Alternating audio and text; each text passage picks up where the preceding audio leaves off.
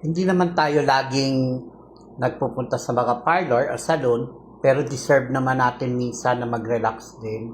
Nag-relax ako nito, mga 4 na oras. Actually, may pasok pa rin naman ako ng mga panahon na to. Kaya nandito tayo sa Deluxe Salon, dito barbershop. In salon na rin siya kasi dito siya sa may Bellagio Mall. Katabi lang siya ng China Hotspot Restaurant. Ito yung time na inaayos tayo, nagpa-Brazilian tayo kasi medyo fly away at hindi maganda yung ng buhok natin. Siguro naman deserve din natin minsan dahil sa sobrang stress at pagod natin, at habang naghihintay tayo dahil mahabang oras pa to, medyo nagutom tayo. Dito na rin ako kumain sa Unlimited. 39 real lang siya dito sa China Hotspot Restaurant. Kumain tayo. Ang kagandahan lang dito, marami kang ulam na pagpipilian. Meron naman ding iba ng mga kainan ng mga Pilipino, 30 real siya. Dito, 9 real lang naman ang lamang. Unlimited naman, marami kang pagpipilian ng mga dessert, mga pagkain, may mga pangmerienda, halo-halo na, may mga juice, may mga iced tea. Unlimited within 2 hours, basta kaya mong ubusin. Orderin o kunin mo lang ng kunin. Ikaw ang kukuha, walang kukontrol sa'yo. May pritong isda, pritong manok.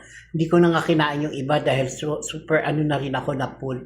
Dahil first time ko ulit kumain ng rice. Bali, kumain ako ng rice na yung fried rice siya na may itlog siya na halo at meron siyang mga spring onion at may mga gulay din siyang nakamix. Kaya ng mga oras at to, dito kumain na tayo.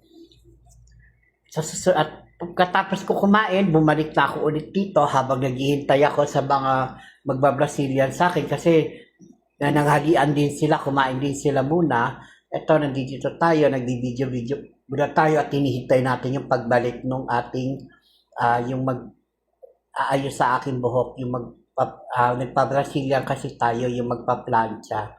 Matagal talaga ito siyang gawin dahil unang-una na kailangan mo na siyang ibabad. Pagkatapos siya ibabad ng kalahating oras, binabad siya ulit ng another kalahating oras. Kaya medyo matagal tayo. Kaya ng mga oras na to, medyo nagmumuni-muni tayo. Marami nga nag-chat sa akin kung nasan ako at anong ginagawa ko. Deserve ko naman po siguro to. At ito yung final na natin na kinalabasan ng ating buhok. Maganda siya. Mamaya ayusin natin yan after na. Hindi ako nagpagupit na binawasan lang yung gilid.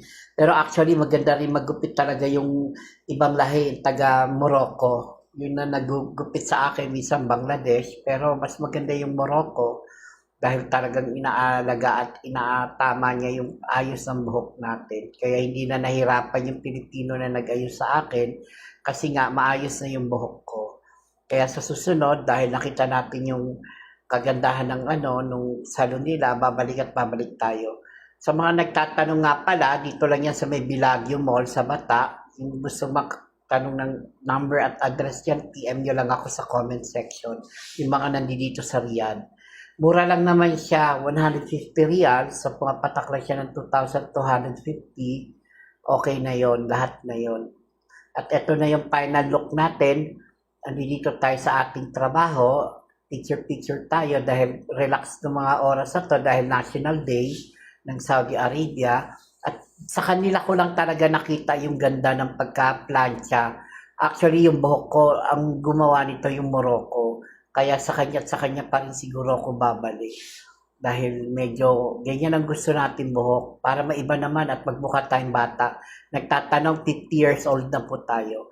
Maraming salamat. Like, follow, and share sa mga nagbibigay ng star sa akin. God bless you all guys. Panoorin nyo yung susunod na video, yung ating karugtong sa ating kwento about sa Saudi Arabia, paano tayo nakarating at anong ating trabaho.